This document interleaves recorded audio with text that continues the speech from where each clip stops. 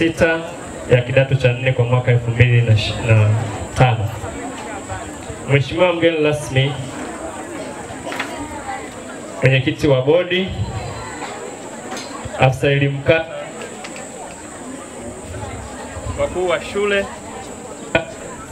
wakuu wa shule, walimu wakuu, wageni waalikwa, mabibi na mabwana, na wasalimu kwa jina la Jamhuri ya Muungano wa Tanzania. Mheshimiwa mgeni rasmi, shule yetu ya sekondari Town ilianza rasmi tarehe 2 mwezi wa 4 mwaka 2007 ikiwa na wanafunzi 80, kati yao wavulana walikuwepo 40 na wasichana 40, ikiongozwa na mkuu wa shule wa kipindi hicho Mwalimu Eva Kitinya. Aidha, ilikuwa na walimu 6, kati yao walikuwa wa kiume 4 na wa kike 2. Aidha, shule yetu kwa sasa ina jumla ya wanafunzi 437, kati yao wavulana ni 192 na wasichana 245. Pia shule yetu ina jumla ya walimu 26 kwa sasa, kati yao walimu wa kiume ni 12 na walimu wa kike wapo 14. Shule pia inao walinzi 2 wanaotusaidia kulinda usalama wa shule yetu. Tunaye mpishi mmoja anayeajiriwa na wazazi. Tunaye pia patroni, kama mlivyosikia vijana wetu tuna kambi, lakini pia tuna matroni mmoja.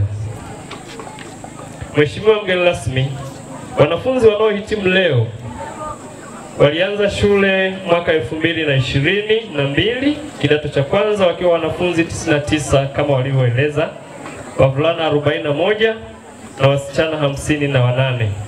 Hata hivyo leo wanahitimu wanafunzi 89 wakiwemo wasichana 52 na wavulana 37. Wanafunzi 10 hawapo pamoja nasi leo kwa sababu mbalimbali kama vile utoro na wengine kuhamia shule nyingine. Sehemu ya pili, miundombinu ya shule. Mheshimiwa mgeni rasmi, shule yetu ya sekondari Town inayo miundombinu kama ifuatavyo. 1, tunavyo vyoo vya walimu ambao ni matundu 2. 2, vyoo vya wanafunzi matundu 8 ikiwepo matundu 4 kwa wavulana na matundu 4 kwa wasichana. Tunayo nyumba ya walimu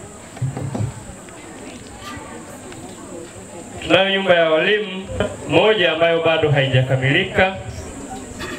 Na 4, tunazo samani za wanafunzi ikiwemo meza 580, viti 592 ambavyo kwa sasa ukilinganisha na idadi yetu vinakidhi mahitaji. 5, tunazo maabara 3, lakini maabara 1 tu kati ya hizo ndizo iliyokamilika na inafanya kazi. Maabara 2 bado hazijakamilika. Kwa upande wa taaluma, Mheshimiwa mgeni rasmi, taaluma kwa shule yetu inaendelea kupanda mwaka hadi mwaka. Aidha, shule inaendelea kutekeleza mikakati mbalimbali ili kuinua ufaulu wa wanafunzi. Miongoni mwa mikakati hiyo ni pamoja na mitihani ya kila wiki inayokidhi vigezo vya mitihani ya kitaifa, kusoma masomo ya sayansi kwa vitendo yani practicals, kudhibiti utoro wa wanafunzi, kuimarisha nidhamu na malezi ya wanafunzi, pamoja na kuendesha kambi kwa wanafunzi wa kidato cha 2 na cha 4 tangu Julai mwaka huu hadi sasa. Aidha, matokeo ya moko kanda ya Ziwa yameonyesha ufaulu kuongezeka. Daraja la kwanza tulikuwa na wanafunzi 10 kwa wanafunzi hawa wanaohitimu. Daraja la pili tulikuwa na wanafunzi 15. Daraja la 3 tulikuwa na wanafunzi 22. Daraja la 4 tulikuwa na wanafunzi 35. Na daraja la mwisho ambao ni 0 walikuwepo wanafunzi 2.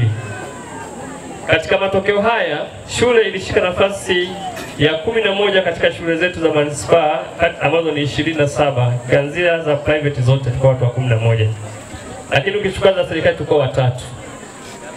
Kwa tumeona kidogo kuna matarajio mazuri. Lakini kiwilaya, katika ngazi ya mkoa tulikuwa watu 45 kati ya shule ambazo zilifanya mtihani huo wa mkoa au wa kanda ya Ziwa ilikuwa 169. Kwa hapo tukawa tumepiga hatua kidogo, tumesogea. Na matokeo yalikuwa ni ya mikoa 6. Kwa mikoa 6 tulikuwa watu wa 359 kati ya shule 1401. Utaona kidogo tulisogea. Nizamu. Mheshimiwa mgeni rasmi, nizamu ya wanafunzi kwa sasa ni nzuri. Hii inatokana na ushirikiano mzuri uliopo kati ya kamati ya nizamu, walimu, wazazi na ofisi ya mtendaji kata ya Mjini. Wadau wote hao wamejitahidi kudhibiti nizamu ya wanafunzi na utoro kwa kiasi kikubwa.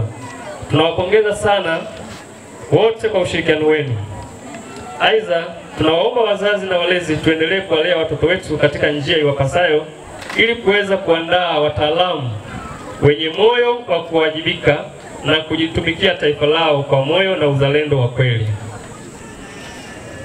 Mheshimiwa mgeni rasmi, mafanikio. Shule yetu kwa kushirikiana na bodi ya shule na wazazi tumeweza kufanikiwa katika mambo yafuatayo. Mengine wa vijana wameyataja, lakini nami nitataja kwa msisitizo. Moja, tumeweza kununua mashine ya kurudufu, yani photocopy machine, ambayo ni kitendea kazi muhimu kwa ajili ya maendeleo ya taaluma shuleni. 2, kuvuta umeme shuleni, hivyo kazi zote za kuchapa na kurudufu mitihani na mazoezi mbalimbali zinafanyika hapa shuleni. 3, halikadhalika kutoa chakula cha mchana kwa wanafunzi kumesaidia kuwafanya wanafunzi kusoma masomo ya jioni kwa umakini zaidi. Hili nalo ni juhudi za wazazi, kamati ya wazazi, lakini pia na walimu kwa pamoja. Pia shule imeendelea kudhibiti utovu wa nidhamu kwa wanafunzi, ikiwemo kudhibiti utoro, sugu na lejaleja wa wanafunzi ambao ulikuwa unapelekea kushuka taaluma shule yetu. Na 5, kuimarisha mahusiano kati ya shule na jamii. Tunaendelea kuwa na mahusiano mema na marafiki na jirani wa shule yetu ili kuendelea kuimarisha taaluma. Na 6, kuendesha kambi ya masomo kuanzia Julai hadi sasa na tunaendelea. Kwa hili naomba wazazi tujipigie makofi kwa hili. Hongereni sana. Mungu awabariki sana, tusingeweza ni kwa nguvu zenu.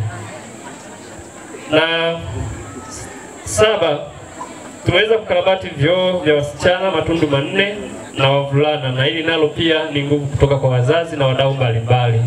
Tunawashukuru kwa hiyo.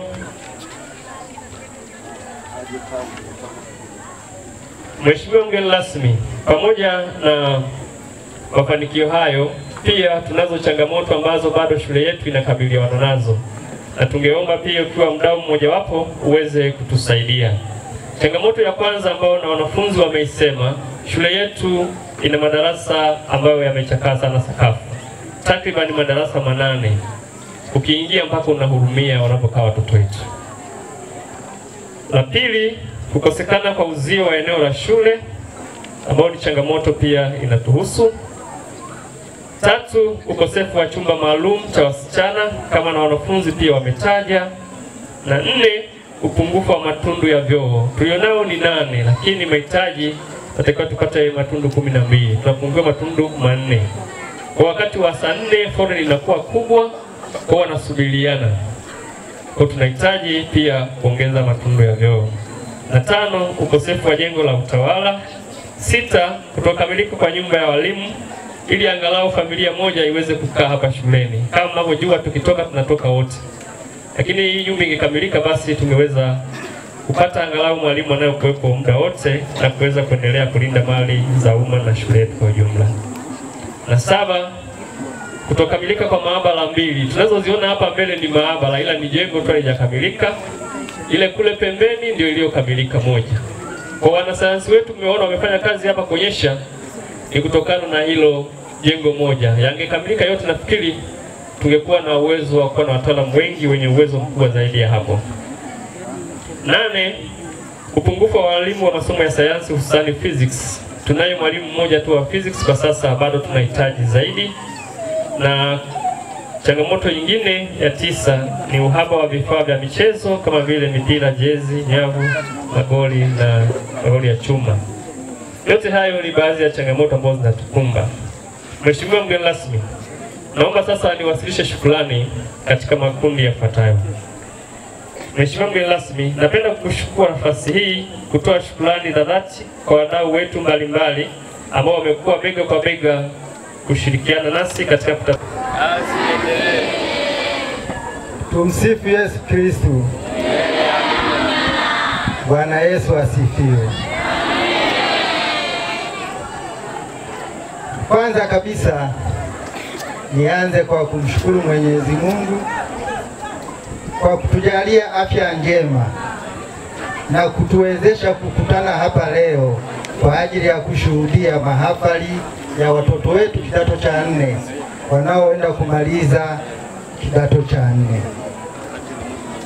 Pili, ni ushukuru uongozi wa shule pamoja na bodi ya shule kwa kuona mimi ninafaa kuwa mgeni rasmi katika mahafali haya na kwa kutambua umuhimu wa Chama cha Walimu Tanzania, yaani CWT.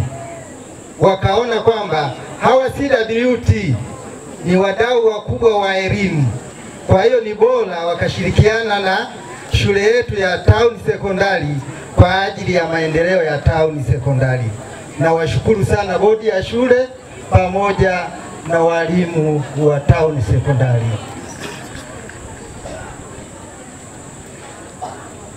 Ndugu wageni tulioko hapa, kabla sijaendelea sana, cha kwanza nimevutiwa sana na kile walichokionyesha watoto wetu kidato cha 3.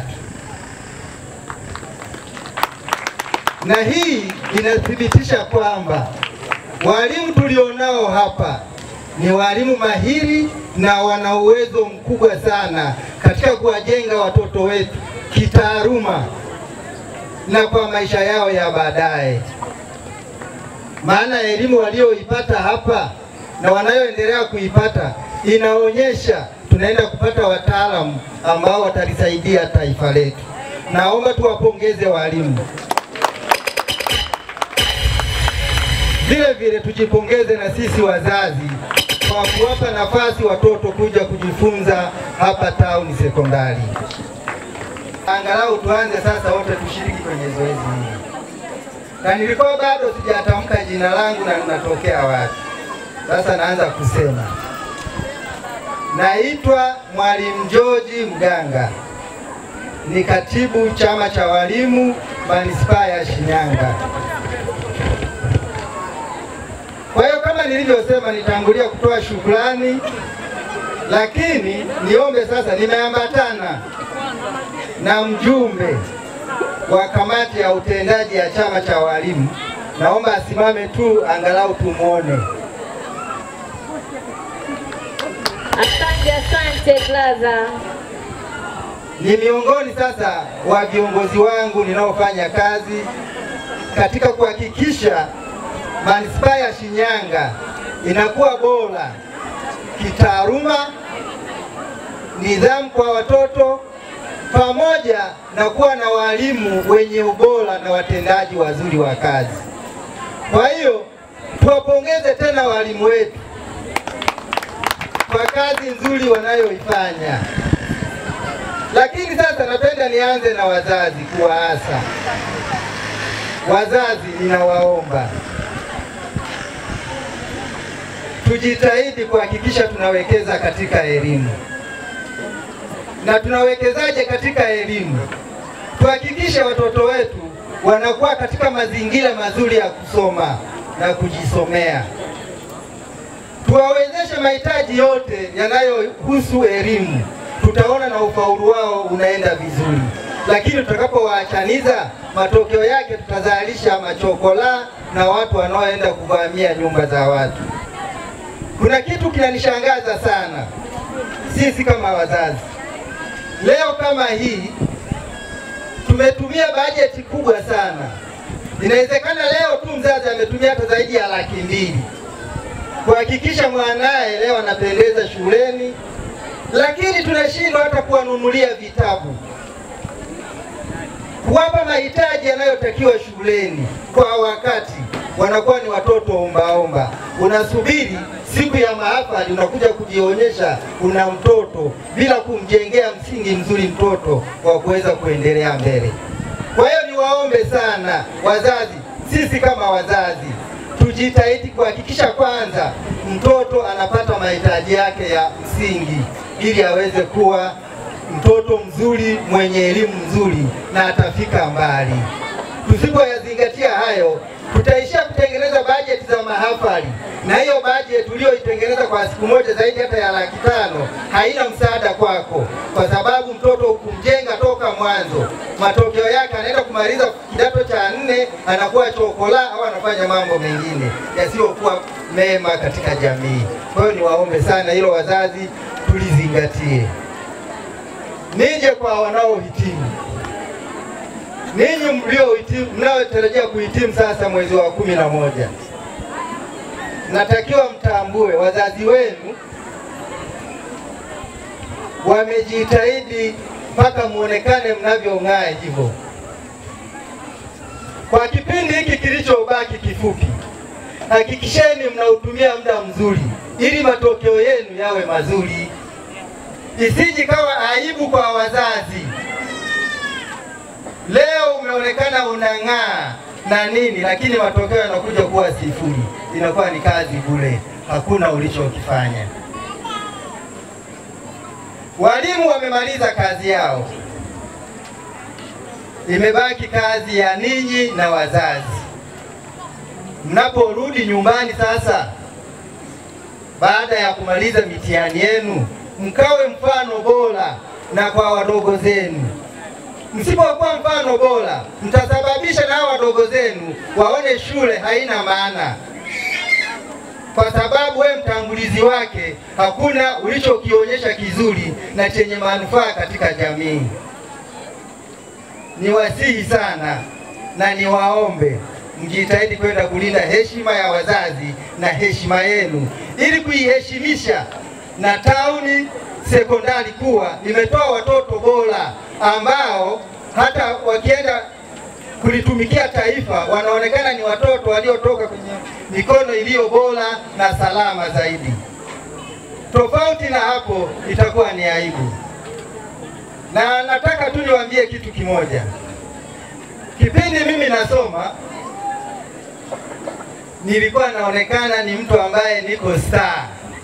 Ni kwa sababu gani sasa naonekana star?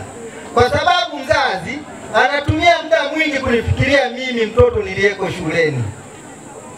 Awe kaka, mjomba, shangazi.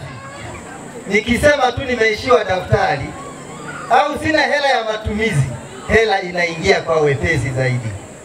Tofauti na wale tunaowaacha nyumbani, amehasa kushinda shambani, anachunga ng'ombe, wewe uko shuleni. Ukisema umepungukiwa hata shati, mzazi atauza hata ng'ombe kuliko yule aliyeko nyumbani. Si unaiona hiyo picha? Kwa hiyo ilikuwa inaleta kwamba sasa mimi ni bora kuliko wengine, lakini kumbe ni kwa sababu ninaenda shule. Kwa hiyo kama mtaamua kuishia hapa, ina maana hata hayo ninayoyasema hamwezi kuyapata. Na wazazi wamehudhuria hapa kwa ajili yenu, kwa sababu kwamba watoto wako shule wajisikie wako vizuri. Lakini leo hii mkitoka hapa, msipofuata misingi mizuri, wengi tutawakuta. Mliache mkazingatie nidhamu, utii, ndio utakao wasaidia. Na hapa kama kitu kinaitwa unyenyekevu na uvumilivu. Usipokuwa mnyenyekevu popote pale, kuanzia nyumbani mpaka ngazi za juu, sidhani kama utafanikiwa. Usipokuwa na uvumilivu katika jambo lolote lile, sidhani kama utafanikiwa. Kwa hiyo tukazingatie sana swala la unyenyekevu na uvumilivu. Tunapoenda kwenye jamii zetu huko, tunaenda kupata elimu nyingine, lakini usijisahau kuwa mvumilivu na kuwa mnyenyekevu. Baada ya kusema hayo sasa, nimeona hapa wazazi wametuchangia na wageni walioalikwa. Mimi sasa kama mgeni rasmi kwa niaba ya chama cha walimu CWT nitatoa mifuko 10 ya simenti. Makofi kwa CWT. Na leo hii nakabidhi mifuko 5. Asante baba, asante. Naomba dereva wangu uliposogeza gari tuje tukabidhi hapa hiyo simenti mifuko 5. Dereva wa katibu wa CWT popote ulipo tunakuomba. Na haki ya mwalimu. Walimu wameonyesha wamefanya kazi nzuri sana. Kwa sababu ya swala la kibajeti, ninawaahidi wanatauni, walimu wa tauni sekondari, Januari tutakapofungua shule, kwa sababu inaonekana mnaishi mbali na mazingira ya shule na si rahisi kushinda njaa hapa, basi nitajitahidi, nitatoa kilo 25 za sukari.